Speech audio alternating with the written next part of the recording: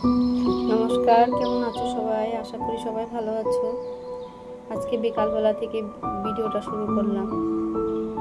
আজকের ওয়েদারটা খুব ভালো ছিল, তাই ভাবলাম ছাদে গিয়ে গাছের একটু স্প্রে করে আসি। কাকা জৈব সার স্প্রে করলাম। গাছে এত মিলিবাগ হয়েছে, দুজনে মিলে গাছে স্প্রে করলাম। গাছেরও তো যত্ন নিতে হয়। এত সুন্দর ফুল দিয়ে গেছে, আমার আর পুজোর ফুলের অভাব হয় না। সিংহাসন ভর্তি করে আমি ফুল দিতে পারি। তাই এখন দেখছি কদিন থেকে ফুল ফোটাই কমে গিয়েছে।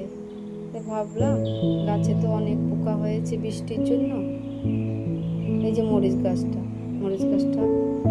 অনেক মরিচ দেয়। আমাদের মরিচের কিনতে হয় না। কালা মরিচের গাছ, খুব সুন্দর মরিচ হয় গাছে। দু তিনটে গাছ আছে। নয়নতারা গাছ কার কার ভালো লাগে? এই কালারটা এত সুন্দর। গাছে একটু জৈব সার দিয়ে দিলাম।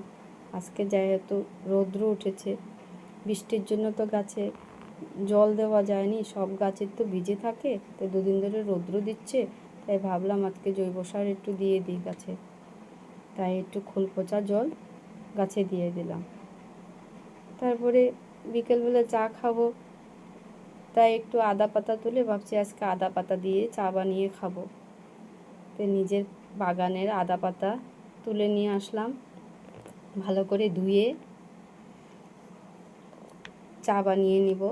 এখন ভালো করে ধুয়ে নিলাম, 2 কাপ জল দিয়ে দিলাম,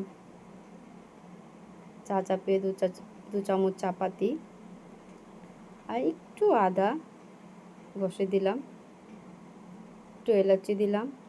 লাস্ট ফিনিশিং একটু আদা পাতাটা দিয়ে ভালো করে ফুটিয়ে 1 চামচ চিনি, 2 চামচ গুঁড়ো দুধ দিয়ে চাটা ফুটিয়ে চা বানিয়ে নিলাম। চাটা ছেঁকে বিকালবেলা একটু চা খেতে সবারই ভালো লাগে। ভাবলাম বিকালবেলা ফ্যানের নিচে বসে গরমের মধ্যে একটু চা খেয়ে নিই, একটু জিরিয়ে নিই। তাই বাইরের ওয়েদারটা আজকে ভালো ছিল, তাই বাতাসও দিচ্ছিল বিকালবেলা। তাই বাইরের ওয়েদার দেখতে দেখতে, বাইরের দৃশ্য দেখতে দেখতে চাটা কমপ্লিট করলাম। আজকে এখানেই থাক, আবার আরেকটি ব্লগে দেখা হবে আরেকদিন। সবাই ভালো থাকো।